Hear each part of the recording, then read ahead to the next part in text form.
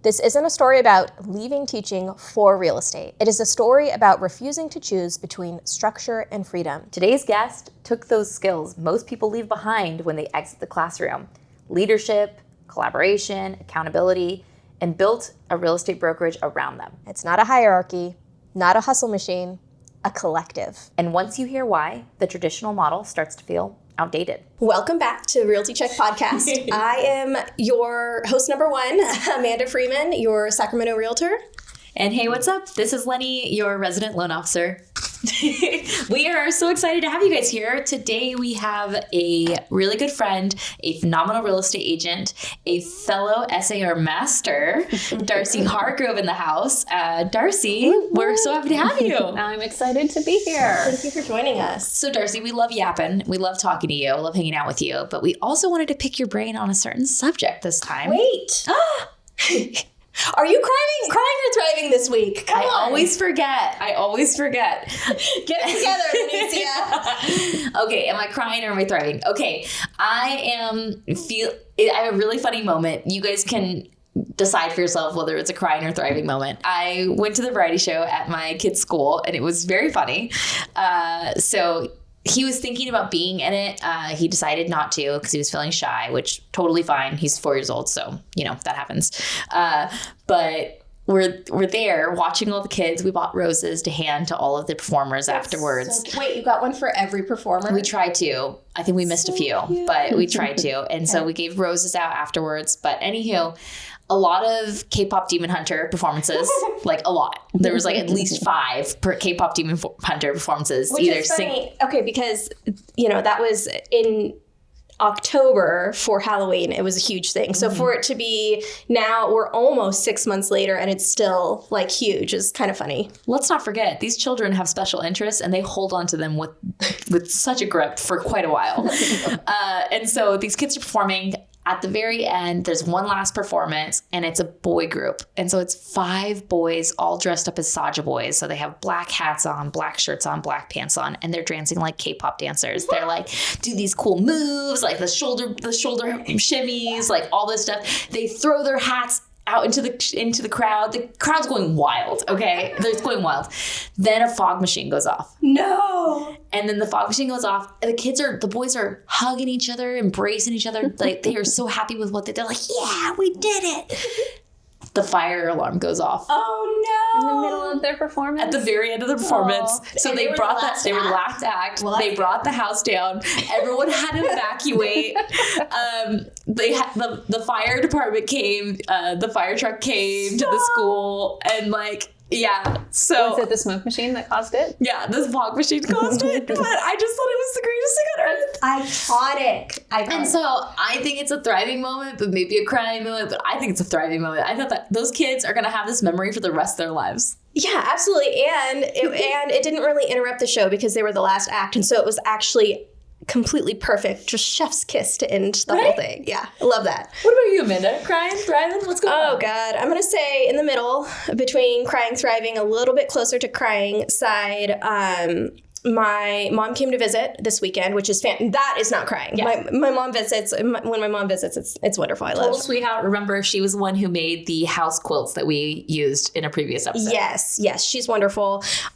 She gets to visit a couple of times a year, so it's just lovely every time she visits. But my kids have not been sick since Thanksgiving, and my son was up all night the night before her flight arrived.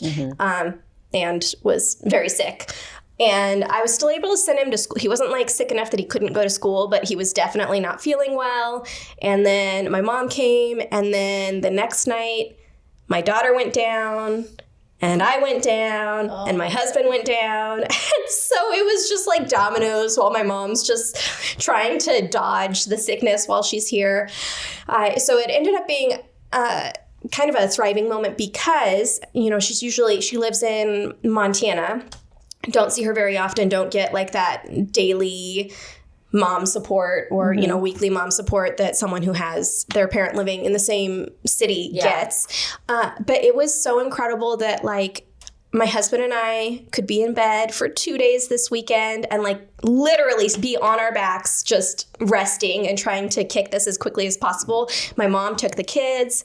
She did so many fun things with them. She would take them to In-N-Out. They'd go on the river, like all of the adventures that I would want to take them on or would want to take them and my mom on. She is now familiar enough with Sacramento that she felt comfortable taking them on those adventures. And so it was a blessing. I felt really sad that I was sick for my mom's whole trip. She went back last night. So it was a very short trip. She was only here for 3 nights, but also, so it was like a blessing. Again, I guess I'll let the audience decide. Is that a crying or thriving moment? It's a little bit of both. I am feeling better though, and I think that being able to rest for 2 days really helped with that. But I also think that was nice for your mom too, because she got to have those mundane grandma activities with the kids without you there too. And I feel like that's a moment that maybe she's been lacking as well, like being so far away. So I think this was a win all around. And you got to just lay in bed with your husband for 2 days. I know.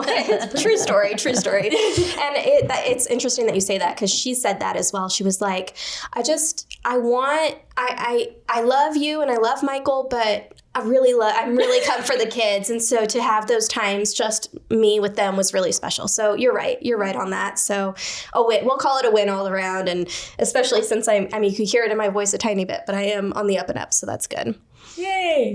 Darcy, welcome. Well, thank you. Would you like to participate in Crying and Thriving this week? Absolutely. Yeah. So it starts off with a crying thing, but this is from November. Our family dog passed away, which was very, very difficult, and has left a big, quiet hole in our house. You know, you walk in and you're like, oh, make sure he doesn't get out. Oh, wait, like that kind of thing. Yeah. So we decided in December that we have 2 cats. One is my husband's cat, Robert Smith, and one is my daughter's cat, Juno. And so we decided that I was going to get my own cat. So we did. We got her it's like second week of December, I think. Her name is Kimberly. And I love how they all have human names. Yeah. That's wonderful. They do. That's kind of a thing. And they're all music related. So she's named after Kim Deal, who is the lead singer for the Breeders and used to be in the Pixies. Anyway, I love that you are into music. I've always enjoyed that about you. Well, thank you. So anyway, she is ridiculous. Like as we're settling into our family life, she's a diluted calico. I'd never heard of that. So she's kind of like a pastel looking calico. She's really cute. But I'll be working at home and she just comes over and she sits next to me or she sits next to my computer and it's a touch screen. So she does. So if you get weird messages from me occasionally, it's probably from Kim, but sure. Your assistant Kim. Yeah. But it's so nice to have a little sweet bug, in the house and kind of filling that void a little bit. Totally different, not like replacing, but so it's just been this week in particular, just really seeing her mesh into the house. Like all the cats get along. It's really great. Really? That's awesome. We've never had pets get along so well. So so we're thriving in our cat house. I love that. I saw pictures of your assistant Kim online and she's really cute. She is really cute. Really cute. She's adorable. Oh my gosh, I love that. Thank you for sharing. Now, Lenny mentioned this before we had to go back to our Crying and Thriving. Yes. But today we have Darcy. We have Darcy Hargrove. That's right. That's your name, right? Yeah. Sorry. That's your name, right? I know this woman. Last names sometimes I'm like, I forget last names sometimes. We have Darcy Hargrove with us, and she is another amazing agent in our industry, in our area. And, here on the Realty Check podcast, we are about, all ships rising and that you have to have amazing realtors throughout the region because different realtors work with different clients with different personalities, and B, there's just not enough amazing realtors in the industry as a whole. And so to highlight the options that you have, there's not enough. There's too many transactions for one realtor to take all of the business. So we are here to have you, and so thrilled to have you here today. We want to hear your story about how you got into real estate, some of your beginning life stages in real estate, and then you have opened your own brokerage. And so what that process has been like and dive into it. Yeah. All right, I'm ready. Let's go. All right. So when did you, I know a little bit about your backstory, right? So you started in teaching, right? And so you and I have talked about it briefly in the past, but like that transition of deciding to switch from teaching to real estate and then, with having children, how did that all really happen and come about? Well, the last time I bought a house was in 2016. That was our fourth house. And I spent a year leading up to it, searching for homes and saving them and looking in different neighborhoods. And after we bought our house, I couldn't stop doing that. I kept looking for houses and I had nothing to look for, right? And to the point where I had friends who would say, hey, I'm looking for a house over here, and I feel like you're just more up on it than my realtor, who I love my realtor, but you seem to be super obsessed with it right now, so can you keep an eye? And I did that for a few friends. And so I was at a stage of life where my son was already in college, and my daughter was in high school, and she went to the same school that I taught middle school. It was a 6 through 12. And I had decided after some conversation with my husband that, life's too short not to try new things that you're interested in. And so the plan was for when my daughter graduated from high school, then I would go into real estate. And my daughter graduated from high school in 2021. So shortly before that happened, COVID hit, and everything changed at the schools. And teaching was very difficult. I would have pushed my way through it like most of the people, most of my colleagues did. But I already knew that this was something I was looking at. And my mom had passed away in 2019, and I was very worried about the potential of passing on COVID to my dad. And, just. That's a fair concern. Yeah, it was for everybody, a scary time, right? But, and so having to, even though the students weren't there, we were going in and working in the schools, and I don't know, there was just, Which is so weird. It was so weird. And then knowing that the kids were going to be coming back to school and how many people I'd have to be around, and I was only really probably going to do it for another semester. And I thought, okay, I think I'm ready. I'm just going to go do this. So I jumped into it beginning of 2021, which was a really interesting time to go into real estate. I mean, how lucky, right? Because when I learn things, it's through repetition. Yeah. And, when you have to write like 6 offers for people before one sticks because everything's so competitive and there's so many buyers, it was great for learning. And there was so much going on, right? So, because that's sometimes one of the challenges. Well, it's usually the big challenge when you start is, was my phone going to ring? Does anybody want to work with me? Like, your hands on things, like actually being in files. Yeah, absolutely. So, and I did start at a brokerage that was very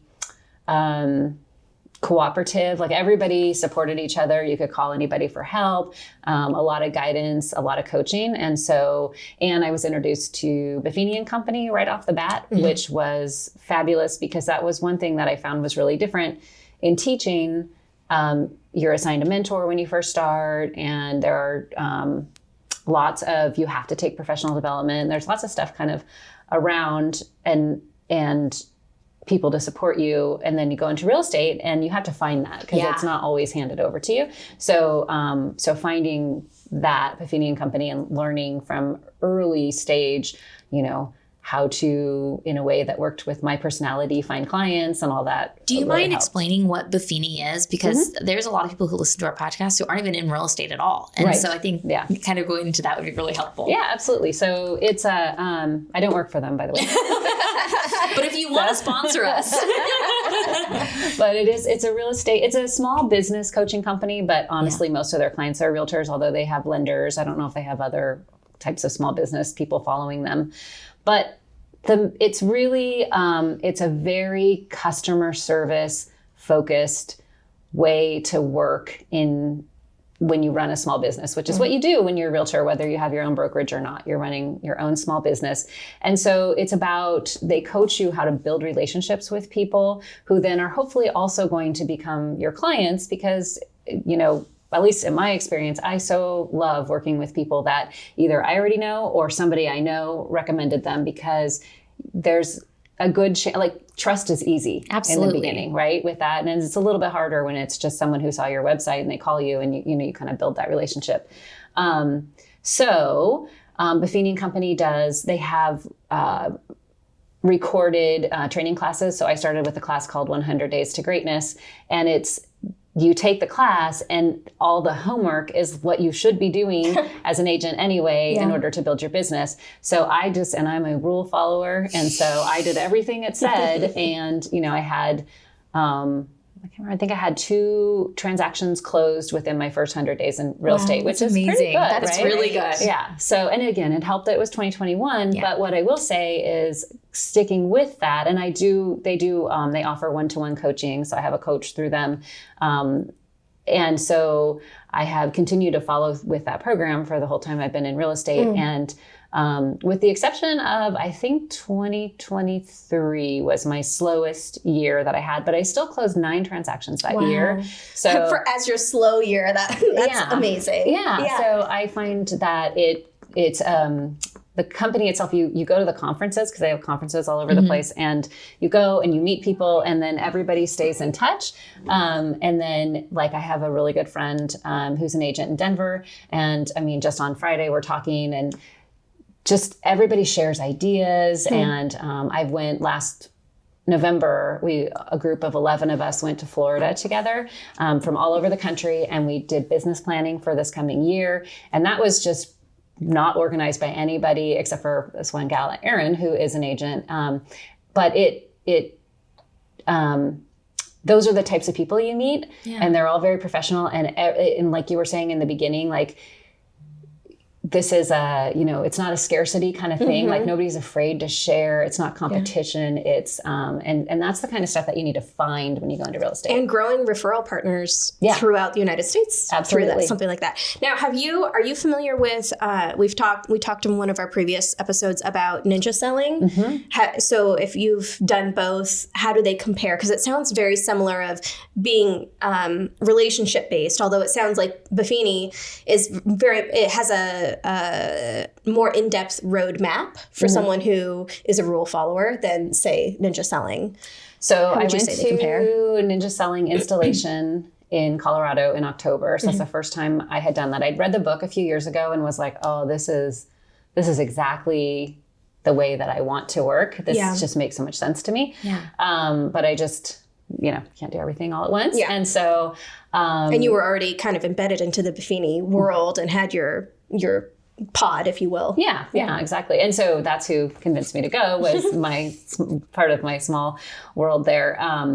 It works really well together. And I actually think that ninja selling is a little bit more the nuts and bolts of while we were there at the training, it was a lot of practice and discussion of how do you best help not when you're gaining your client, but when someone is your client and they're looking to buy,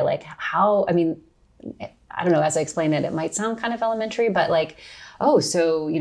if a client says, I'm looking for a 3-bedroom, 2-bath house, it's not enough to just go, oh, okay, we'll search for 3-bedroom, 2-bath houses, right? It's, so why do you want 3 bedrooms? What are you going to use them for? And if it turns out that one of them is going to be an office, okay, well then how about if we search for 2-bedroom homes?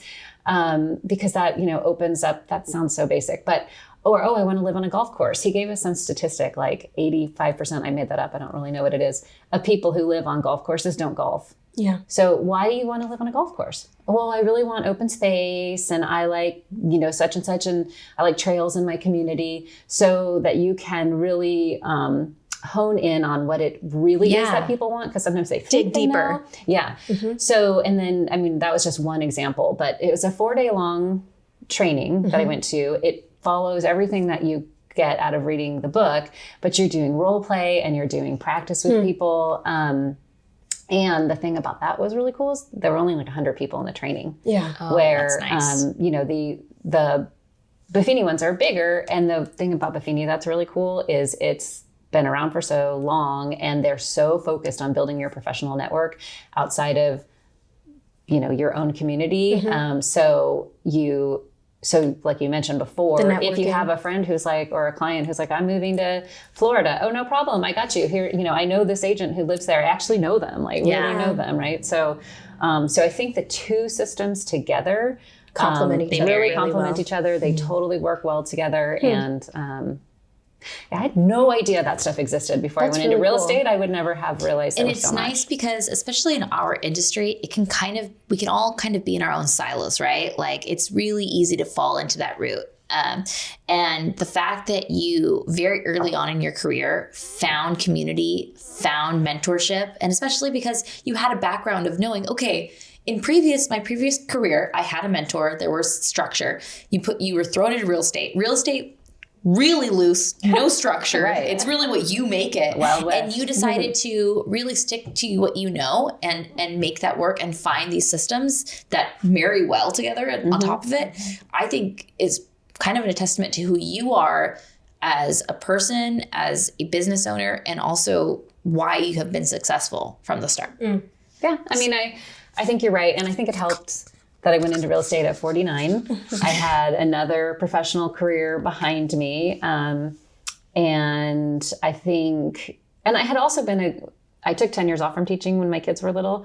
So I had been an exercise instructor. And then I also did a triathlon coaching group where I trained. That is so cool. And I learned at that point, I didn't really have any idea how to run a business. But it was a learning experience that helped me then when I went into real estate. I'd already had a little bit of experience with that. So I think a little bit age and experience helped jumping in. But I think you're right. I think finding systems, I needed systems.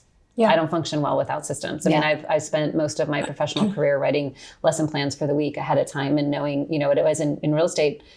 You can totally do that. But I didn't know, like nobody tells you you should do that. Yeah, for sure. Yeah. Well, thank you for taking us down that rabbit hole of Buffini and training and all that. And so you found that through your first brokerage that you were with. Yes. Yeah. Okay. I was at Chapman Real Estate Group, which is based out of El Dorado Hills, Which is to the east of us. Yeah. It's a suburb of Sacramento. Yeah. Into the foothills. Yeah. And so the broker owner of that company is someone I've known since I was in high school. So when I was looking for where did I want to, because El Dorado Hills is 45 minutes from West Sacramento, right? So, or half an hour at least. Yeah. So it might have seemed like a strange choice, but I went there specifically because I was a little bit nervous about what was real estate going to be like. Is it cutthroat? Is it super competitive? Am I going to at a brokerage and no one's going to want to help me because it might take away from their business? And I thought, well, I'm going to go somewhere where I know that the person who's going to be leading me is going to be trustworthy and all that kind of stuff. So, it was a great place to start. I'm really happy that I did. I learned a lot, and there's a lot in my brokerage that I've modeled after, that brokerage too. So That's cool. Now, you said that it's very collaborative there. Was it a team setting, or were you all solo agents that just collaborated with each other, or what was that structure like? It kind of changed every year. When I started there was a small team that the broker was the team lead of, and then I was the one solo agent. But I was new and building my business and went from having a salary to good luck. You might get paid, you might not. So, and that again, 2021, and they were already a successful team. So they had a lot of buyers. So I did a lot of showings for the team. I did a lot of showing up, being there for inspections, being there for appraisals, just all the kinds of things that, because they were so busy supporting that. And then I got paid, per showing or whatever, different things. That is invaluable. Like, it is, absolutely. The fact that you were able to touch all those files again, like you were able to be in there, you were in the trenches, going to appraisals, you were going to inspect, you were going to view houses with people. You were you were getting front row seat on things that maybe you wouldn't if you weren't a part of someone that had that success already. Absolutely. And when you start real estate, you're most likely going to start working with first-time home buyers because they don't have a realtor yet. Right. Right. So, and which is great. But helping out on an established team that was successful allowed me to be in homes that were, third, fourth time home buyers, purchases, and just kind of get a broad experience base. Yeah. And I also, they were looking to hire an assistant, but didn't want to rush. And so I I can't remember how many hours I committed a week, but I did. And so then I was in the office with the operations manager. I got to hear all the phone conversations, and she was like quickly putting me to work. Okay, you're going to schedule inspections.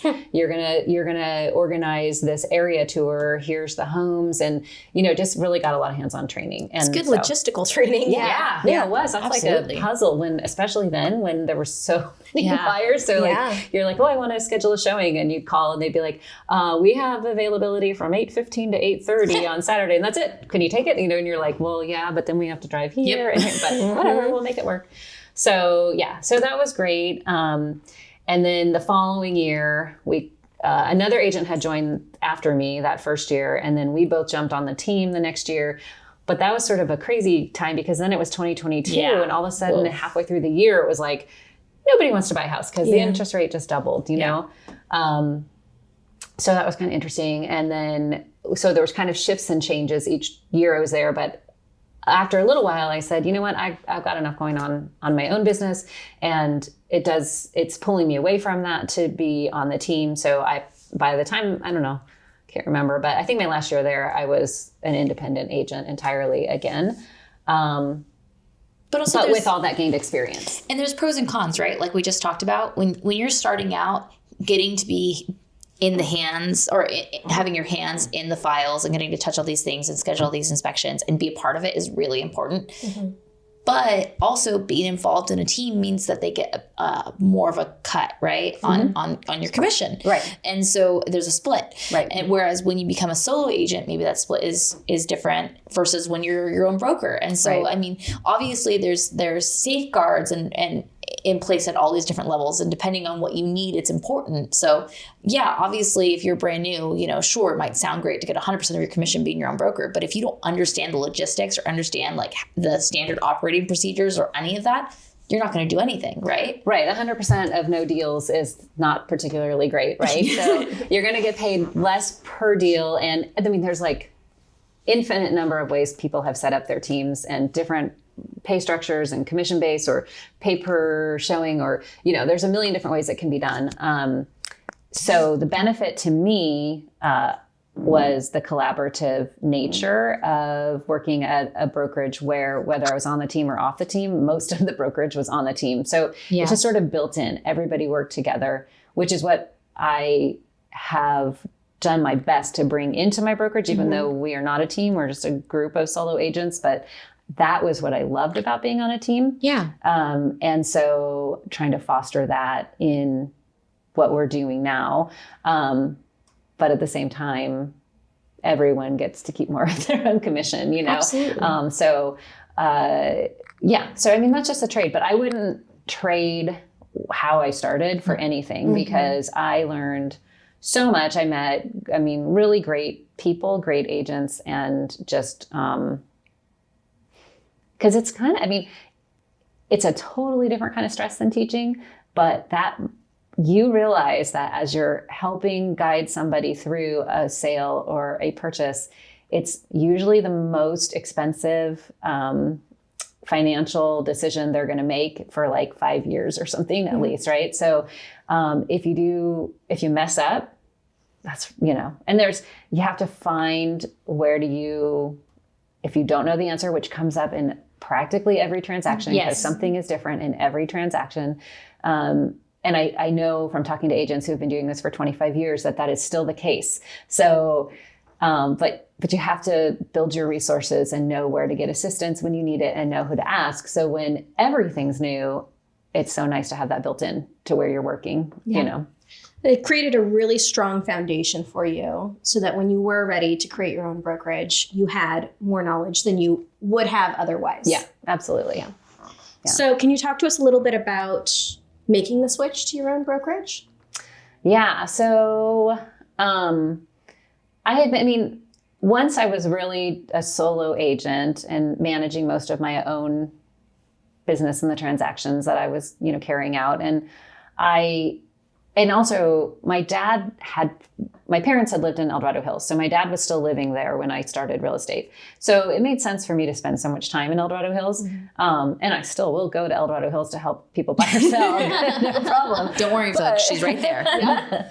But as it happens, you know, especially when you style your business is that you work mostly with people you know or the people they know. A lot of my business was I grew up in Pocket, so I have a lot of business in Pocket. I've lived in Land Park. I've lived in East Sacramento. I did for a little tiny bit live in El Dorado Hills, but then I've been in West Sacramento since 1997, right? So a lot of people I know live in this area that surrounds Midtown Sacramento, you know, all those communities.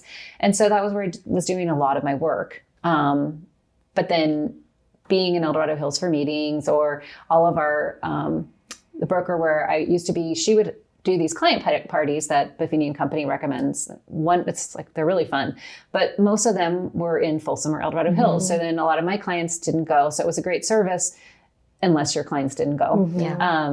And so then I started doing my own down here. Right. And that was great. And then, I don't know. I've never been my own boss really. And so that was just sort of, again, like, when are you going to do that?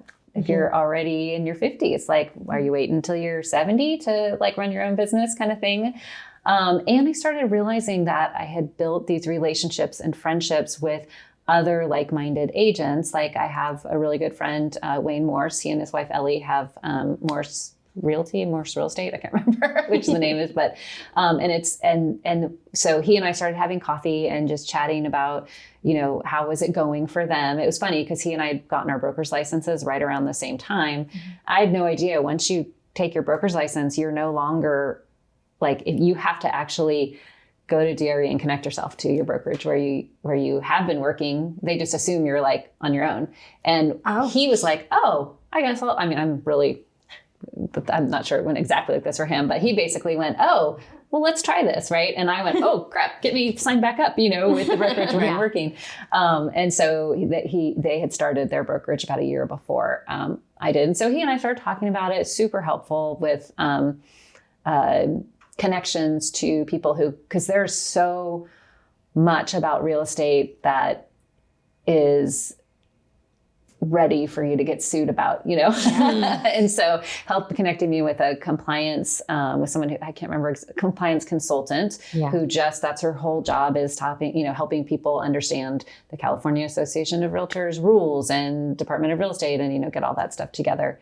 And then I also was talking to Lori Hawkins of Hawkins Home Loans. Yes. And, you know, she said, I'm doing this. Why couldn't you do this? You know? And she's been like over the top helpful for me in having the confidence to do it, in talking me up. So I've gotten several of She's really good at agents in my office. You know, just because you have to have that. You have to have people who are in your corner, people with knowledge, like mentors who are willing to, at least I have to have that, who are willing to give you feedback, honest feedback, you know, help out in little ways when they can. So, what made you decide? You got your broker's license, got it. You decide, okay, I'm going back to my company for a little bit. What made you decide that you wanted to open your own brokerage rather than opening your own team even? You know, because like EXP, for instance, you can open your own office and like run your own team and kind of be under their wing a little bit. Let them take the liability. What made you decide, no, I think I can do this on my own fully? Yeah, I mean, I think, so my husband Matthew is like, you should just do this. Like, you should just be your own one-man popsicle stand, which is what I was planning to do, actually. But then I had agents reach out to me and say, hey, can I join? And I was like, oh, really? Okay, awesome. I love that. You know? Yeah. So he just kept pushing, like, you can do it. Why don't you do it? You should do it. And I have to say, it sounds so scary. And in a way, it really is. But in a way, in real estate, like, if it didn't work, then go join EXP or whoever, you know, and you can, because it's one of the few businesses that you don't have to have a ton of capital to get started with. Yeah, that's very true. And you can do it any way you want. So my feeling was, I want agents to be able to keep as much of the money as they make as possible. And I only want to attract agents who are independent, like they want to put the work in themselves, and collaborative. And so I modeled the brokerage in such a way that we do all sorts of planning together, but everybody covers their own costs for things. But everybody's like, oh, I came up with this little pop by, total jargon in real estate, but this little gift that I'm going to deliver, to my clients. And instead of being like, here's my little gift, it's like everybody sends them to each other like, oh, here, I made it on Canva. If you want to edit it for yourself, cool. Oh, I ordered all these things. So divide up the costs and everybody, it gets a little bit complicated sometimes, like doing these math problems and sorting it out, remembering to do it. But I think there's a couple things. I think that people, when it's not done for you, when you are part of it and you're actively contributing, you care more about it. Yes. It means more, you put more effort into it. So I think there's that. I think you have to ask the agents in the office, but I think there's a feeling of people feel appreciated, and they feel in that they take on roles in leadership within the brokerage, and that they work hard and they get to keep the money that they make, and they get to decide how they want to spend it. So like if we're having a client party, you can join in or you don't have to. So it's up to you how you want to spend your money, but we all support each other and help each other with the ideas that help build our business. It sounds more like a collaborative than a brokerage. It is, I think, kind of, yeah. Which is like so unique in this, like a lot of times a broker wants full control over everything. And what you're describing is very communal, very collaborative. And I think it is. I'm sure that, how it goes if you're the person who owns it. It's like if you suggest it, most of the time people will go, okay, yeah, that's what we want to do. So I know that, but also I don't feel like there's anybody in our office who would be like, well, I really don't want to do that, and feel like they couldn't say it, So, and I think that's important. I'm trying to foster that.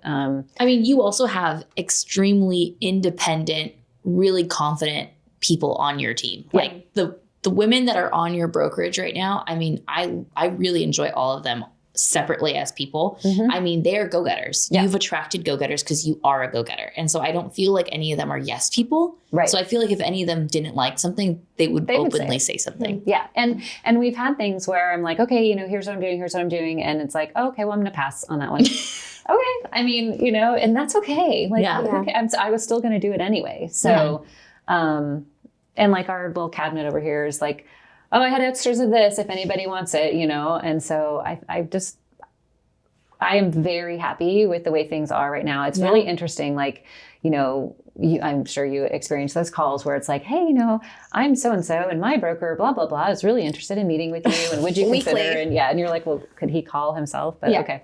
But I also now get these calls from companies that are like, hey, we are an investment company, and do you, as part of your goal for your brokerage, to scale and grow, and we'd like to invest in this and that? And I'm like, I don't know. Like, it's going to be I don't want to grow just for the sake of growing, because I'm not focused on making money off the agents who work in my office, which I know there's a lot of people who think I'm dumb because of that, because you can. And if you want to get to a point where you can take off more time from work, you have to take more of the commission. And I think that also speaks to how it is more of a collaborative than a true brokerage in the brokerage sense. Is you're not, you're overseeing because, like you said, you carry the liability. And one of the things that I'm curious about is how you feel it's different being a broker versus when you were just an agent, and the mind shift that you had to do there. But on a whole, even though you have that liability as a broker, that's not the type of brokerage that you are creating. Yes. And I will say that is scary. The liability is scary. I feel like I'm on first name. So California Association of Realtors provides attorney service to agents, right? You can call and ask questions. Really, it can be about a transaction, or it can just be like, right now I'm helping somebody selling in a unique situation to what I'm used to. And so I can call and say like, hey, how do I do the listing paperwork in this situation? And they'll help me. And I do it about anything I have questions on, because it all comes back to me. And I had a discussion with someone who, more strongly than I appreciated, told me that I was just really not making a good life choice to take that on. Like, go join one of these brokerages that you pay a fee to every year and they take on the liability. And I don't know, maybe someday I would do that. I don't know. We'll have to see. Like somewhere with a legal department, that would be great. But I don't know if I would get to have all the freedom to make all the decisions and create things the way that I am, because anywhere you join, I think, has a structure, because they have to make money too, right? Yeah. So, and how does that work? So right now it's working. And another part of why I think it's working so far is that every one of the agents in my office, they don't just, well, this will probably work. They will come to me about something. If I don't know, then we call the car attorneys. And so, which any agent who is a part of the California Association of Realtors has access to call those attorneys themselves. A lot of agents won't, because they'll look to their brokers and the brokers on record and ask them, who are the ones that are in contact, just like you're saying, like you're constantly talking. But if someone who is just licensed as an agent wanted to call the hotline, that is something that is included in the membership. It is, and it's such a valuable service. I mean, it really,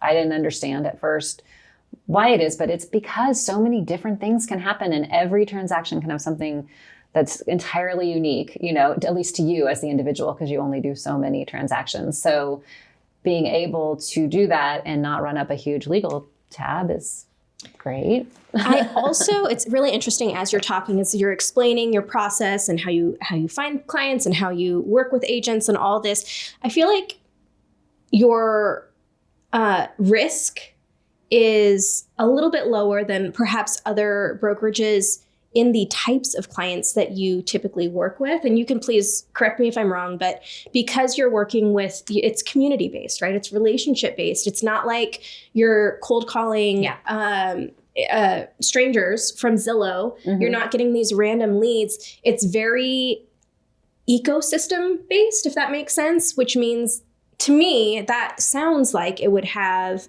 less risk just because of the quality of people that you're working with. Do you feel that at all, or is that kind of just made up? Well, so when you sign listing paperwork or you're going to do an offer on a home, everyone has to sign the fair housing disclosure, right? So I'm going over all the disclosures with my clients before they sign it. And I'll always say, it actually feels awkward trying to explain to my clients, like, you can't refuse to accept an offer from anybody in this protected class in this box on this disclosure because of the reasons, because they're in a wheelchair or because, whatever. And then I always look at my clients and I'm like, but I have never worked with somebody I was worried about that they would do that. I mean, I realize there are people that happens. I totally know that. But to your point, yes, I mean, the people that I know and the people I know are in general ethical people. Yeah. And so I talk to sellers, and their most important thing that they need to do is disclose anything they know about the property. If you don't know, you can't be responsible for it. But if you know, put it out there. Like, don't hold it back in hopes that nobody finds out, right?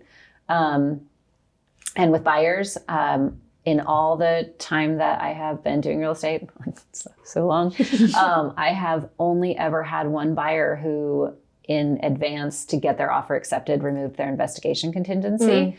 And we still did inspections anyway, because it was going to be cheaper to lose their deposit than it was to buy something that had hundreds and hundreds of thousands of dollars of repair needed. And so, like, those are things that I do think are, I mean, nothing's foolproof. You can find things out after. If it's summer, maybe they don't know that the roof leaks, and there are things like that, and you have to make sure your clients understand that. But I think that does help prevent some of that stuff, knocking on wood. But I don't want to jinx. They're not here to jinx any of that. No, but like attracts like, right? I mean, you and your family you've been here since 97 in West Sacramento. You've created a name for yourself for being good, honest people. You have. I've known that before we started working with you as a real estate agent even. And so like she said earlier, I feel like you've curated this like really good idea of who you are, and you are attracting very similar people. And I think that because you're a brokerage that, like she said, like Amanda said, really honed in on your ecosystem rather than buying leads and things like that.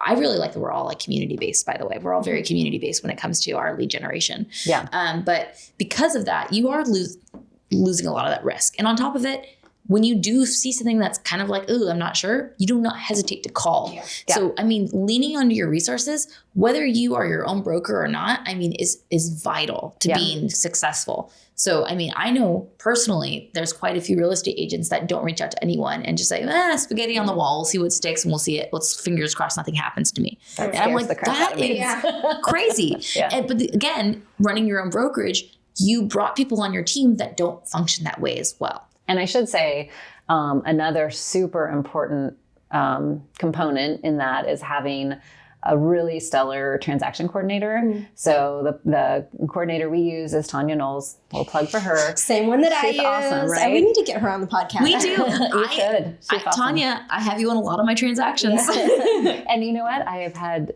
multiple transactions where when she sends out that intro email to like the whole group, the other transaction coordinator responds and was like, oh, I'm so happy it's you. Or the escrow company says that, love Tanya, you know? Yeah. Nice. So she's really built a great reputation for herself, but so important because it's another set of eyes, right? The agent themselves, whether it's me or someone in my brokerage, is working through. She's there making sure, and I mean, honestly, a lot of times saying, hey, wait a minute, you know, make sure you do it this way. And I appreciate having someone who doesn't just let it go if she knows something should change. And I can ask her for like her opinion on stuff or if she's had experience. And if she hasn't, she'll be honest too, which I appreciate. But that, because not everybody uses a transaction coordinator. And I'm sure I've been fortunate. Which is wild to me, which is wild. Like I understand, like I fully believe that you need to understand how to do the documents yourself and you need to understand the process, but also it is worth the money to have that second pair of eyes helping you through the process and just double checking everything that you're doing. And the amount of time that I spent when I did my own, because we were required at my first brokerage to do our first two by ourselves. Oh my gosh, all the wasted time on just like, where do I put the signature box? How do I mean, you know, it just, yeah. So, and this is something that's a non-negotiable with your brokerage, right? Yeah, everybody. And what I decided was we all just have to use the same transaction coordinator, because what that allows for me is easy access to everybody's files while they're in process. Because you have to figure out like how many emails can I get in my inbox at the same time when there's multiple transactions going on, and how do I keep track of stuff? And so having everything stored in one place, and I have access to her SkySlope account, so I, you know, can watch things and process. And so that's great. And I'm really glad that I made that decision. But also things happen, right? So, I mean, you are the broker. If one of your real estate agents, God forbid, gets sick, right? Or something happens, an emergency happens, the contract has your name on it. Right. So you have to be able to hop in seamlessly. And in less extreme situations, you know, the way real estate works, you could be working with a client starting in January and you're like, well, in September, I'm going to Europe, but that's fine. And then they get into contract the last week of August. Like it always happens. Always happens. Yeah. Always. And so you want to provide them with the best service possible. So we do our best, and we're not perfect at it because everyone gets busy, but we do our best to try to get to know each other's clients. So going to listing appointment with someone else,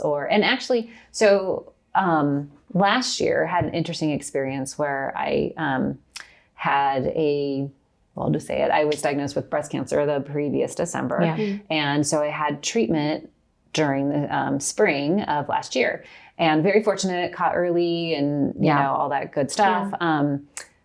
But I knew that I was going to be starting radiation in April, and I had a property coming up on the market that I'd been helping these people work through so many obstacles for like 3 years to get there, and it was coming up. And so another agent in my office, I just called her and said, hey, do you want to help me with this one? Because I don't know how I'm going to feel. Yeah. Absolutely. She jumped in, and she coincidentally had gone to the listing appointment with me, so she already knew the clients, and she was incredible. Like I was so happy because I didn't feel like there was 1 second where those clients got less than the same type of service that I would have provided for them by myself. In fact, better, And so then later in the year, she had a situation where she had clients in a 1031 exchange. So they had this timeline and they were going to be buying 2 properties. And, she called and said, hey, could you help me on this one?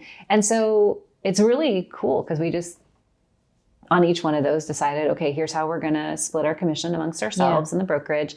And our clients, it didn't seem to them like they weren't being passed off. We were sharing them. So we were both bringing, what we could, and then we could accomplish all the things that we wanted to get. I know that you said earlier, like, do it and be a one-man popsicle stand. But these are the moments that you're really glad you're not. You're really glad you're not. Yeah. And real fast, a 1031 exchange is a certain type of, it's when you are selling an investment property and you, instead of being heavily taxed on it because you're selling it, you're going to put it right back into more real estate so that it actually is just, it's transferring an investment into another like investment. It's like for like. So that's a whole nother thing, but I just wanted to say what was kind of briefly. No, that's good. That's good. And when I was starting to talk about this, what I meant to be talking about was the fact that, when we meet each other's clients or we tell our clients ahead of time what's going on, then when one agent in my office was in Europe, when, again, a house had been on the market for a while and they got right into contract right when she left, and it actually ended up being a little bit messy, and I stepped in and handled it. And we have and then when she came back, she could jump right back in, right? And so we have a whole setup in the background, which is like, if this happens, we pay each other for when we share what the money is that's coming in that makes sense for the amount of work that you ended up doing. Yeah. And so far, that's worked really well, at least in my vision. It seems like it's working really well. That's so cool. Yeah. No, that really is. So you kind of mentioned it briefly, like, you're not trying to grow just for growing, but where do you see your brokerage going from here? So I could see probably a few more agents joining. I've been reading about once you get over, I think it's either 7 or 8 agents, I forget what it is, then being like that middle ground between that and like 20 agents is really, really hard to manage. Because once you get up to those bigger numbers, then you have a structure that has people in between, right? And so at this point, I'm staying small, staying probably under that 7 or 8 agents. I'm never saying no to anything. I don't, you know what I mean? Like to what possibilities, and I keep open to it.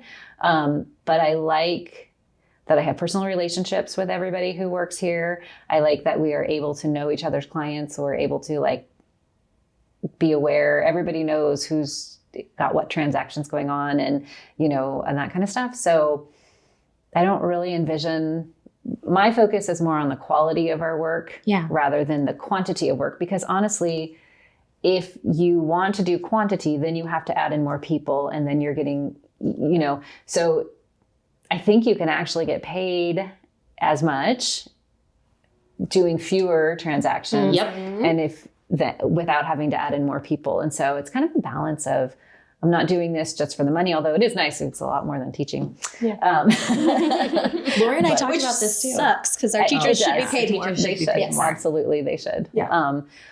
But then I feel like, it's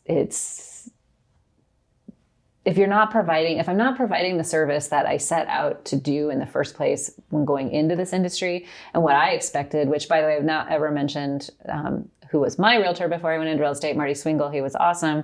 I learned a lot from having him Marty's help cool, us, dude. through all of our transactions. And what was funny is when I first called, I called him and I called Terry, who was my previous broker, and asked them just for what should I do starting real estate. And they both said, well, you should definitely look up Buffini and Company. And I was like, well, that's weird. Okay, I guess I better. So anyways, but if I can't do that, like if I can't provide that level of customer service, then I think I'm not going to enjoy what I'm doing as much because I'm not going to feel as good about it. So any growth is going to be based on being able to maintain that level of customer service. And I realize I'm not like the only good agent in the world, and I don't feel that way at all. So I mean, like, if business grew enough and we added agents and I would be able to only have people on board, that if I had too much going on at a moment and somebody came to me, I could say, oh, well, I don't feel like I could help you as well as I'd like, but this person in my office can, but I don't know. I don't know if that answered that question. No, it does. Lori Hawkins will talk about this too, but when I first joined her team, we had a giant team. We had a team of, I think, like 15 or 20. I was managing a team of like 7 or 8. We had a pretty big office. Our overhead was crazy. And sure, we had a bunch of clients. We were working a lot, which was nice for me going into the industry again, because I was getting my hands on all these files. But cost effective wise, now that Lori and I have completely downsized and it's essentially just us two, I mean, she's making just as much money. And sure, there's not as many files, but the stress isn't there. The quality is higher. I mean, like, I'm really enjoying what we're doing. And for us too, I mean, I could see us growing maybe a tiny bit more and maybe adding another loan officer. But like, I don't see us like ever going back to that other way of thinking of just growing to grow. It's unnecessary. And I think it's harder to monitor things. Then you end up having to hire, I think, qualified employees to do that, which it's fine. I mean, that's just a different model. But without that, I think like you just said, the stress level to make sure that you're covering everything and everything's done properly. I think that quality of work can suffer unless you are building something into it. So not having done it. So. You know what I realized is I don't think we've talked about the name of your brokerage. So can you please share with us the name of your brokerage? Absolutely. My brokerage is Connect Real Estate West. Initially it was going to be Connect Real Estate, but I couldn't get that website. And anyway, we're in West Sac and we're on the West Coast. So it seemed, and it can be abbreviated to Crew, which is pretty cool. Yeah, right? okay. So, but yeah, I wanted something thinking about different names,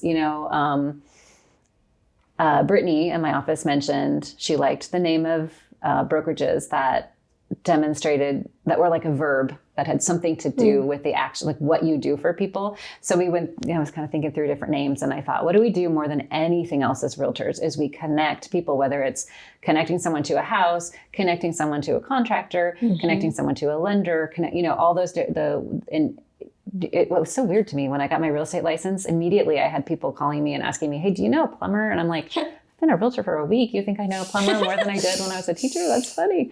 But it is, that's what happens, right? And so Connect seemed to me like that is what we do. And then in West Sacramento, we're situated where we are connected to Sacramento through several bridges. And so that is then the logo is sort of an image that's sort of like the Tower Bridge, right?